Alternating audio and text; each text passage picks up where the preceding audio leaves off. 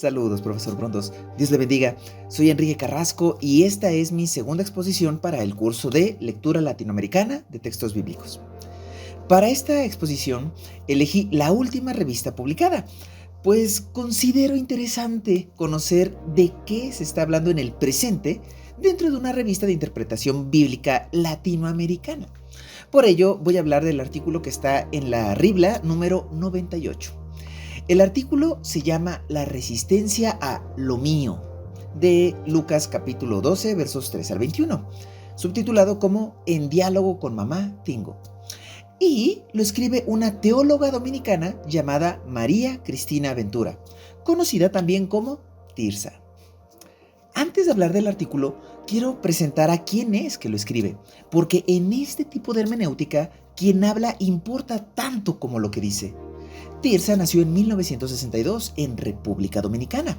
Es doctora en Ciencias de la Religión y también doctora en Educación. Actualmente enseña teología en Costa Rica y El Salvador. Pero lo más importante para entender este artículo es lo siguiente. Ella es afrodominicana, escribiendo sobre una mujer afrodominicana que vivió y murió en República Dominicana. Entonces no hay distancia aquí. No es una académica que está mirando desde fuera la historia, una historia que no le pertenece, sino que hay una conexión real, una conexión que es biográfica e identitaria. Ella misma dice que su método es leer la Biblia desde la experiencia habitada, es decir, que desde lo que se ha vivido, desde lo que se ha sentido, y eso va a explicar muchas decisiones que toma en el artículo. La escena en Lucas capítulo 12 empieza con algo que nos puede parecer muy cotidiano. Alguien interrumpe a Jesús en medio de una enseñanza y le dice: Maestro, dile a mi hermano que reparta la herencia conmigo.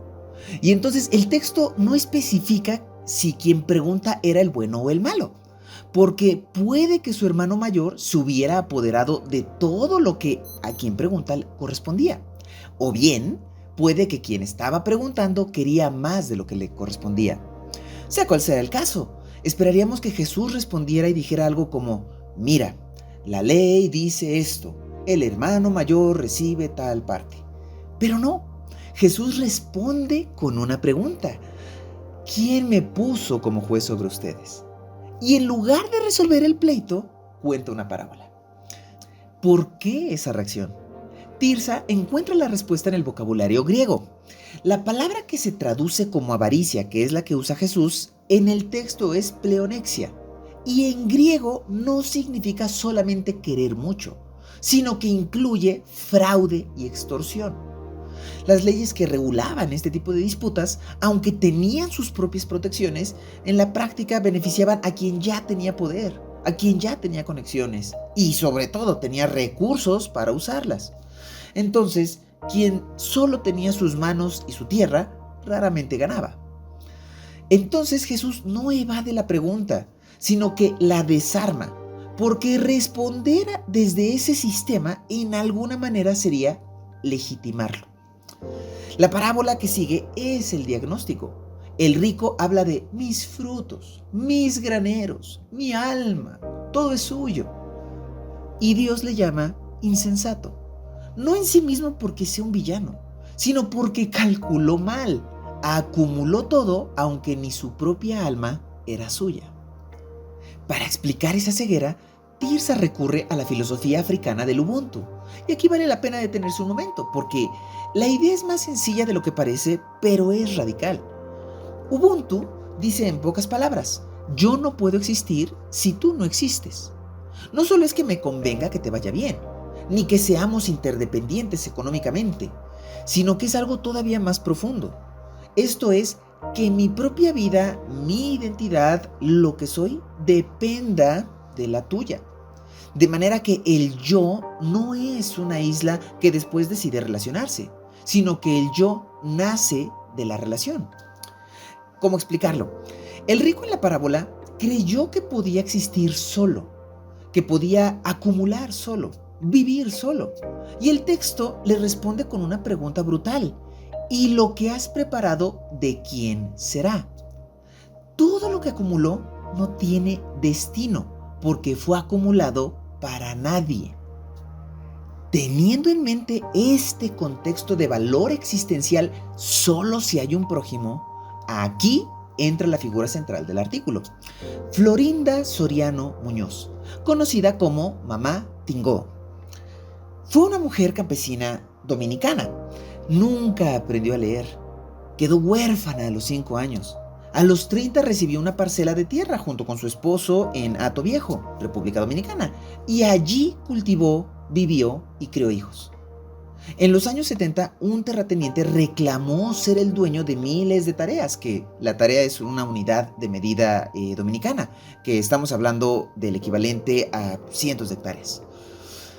Este terrateniente reclamó ser el dueño de tierra que los campesinos llevaban generaciones trabajando. Y para hacerlo, destruyó sus siembras con tractores, amenazó con desalojarlos, y Mamá Tingó encabezó la resistencia. Por ello, fue asesinada el 1 de noviembre de 1974 por orden de ese mismo terrateniente. Tirsa pone eso en diálogo con la palabra de Lucas. El rico que derriba sus graneros para hacer más grandes y el terrateniente que destruye las siembras para ampliar sus tierras, esto es el mismo mecanismo, pero en distinto siglo. Y la aclaración aquí vale la pena hacerlo.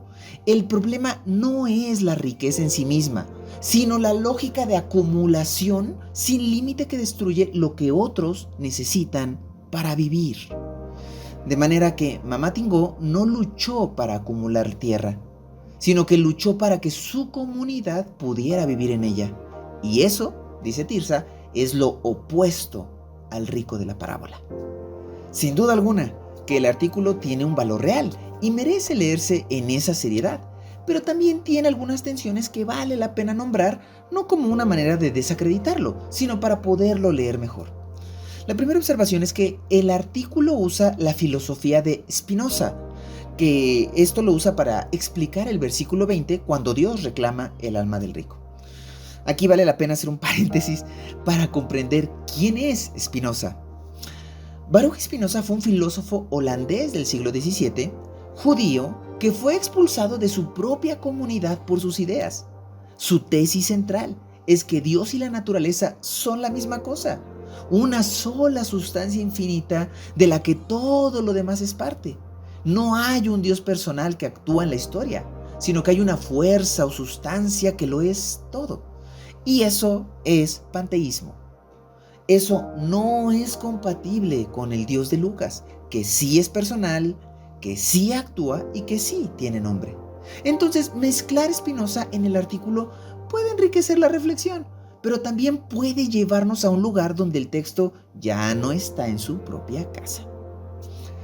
La segunda observación, y es la que tiene más fondo, el artículo pone mucho peso en las condiciones externas como el problema central, las leyes, el poder, la acumulación institucionalizada. Y eso tiene base histórica real. Pero hay una pregunta que la tradición teológicamente reformada haría aquí y que el artículo no responde. ¿Puede haber justicia duradera si el corazón humano no cambia primero? Porque si el problema tiene raíz en el corazón del hombre, ese mismo corazón va a infiltrar cualquier arreglo que construyamos, cualquier sistema, cualquier estructura, por bien intencionado que esté.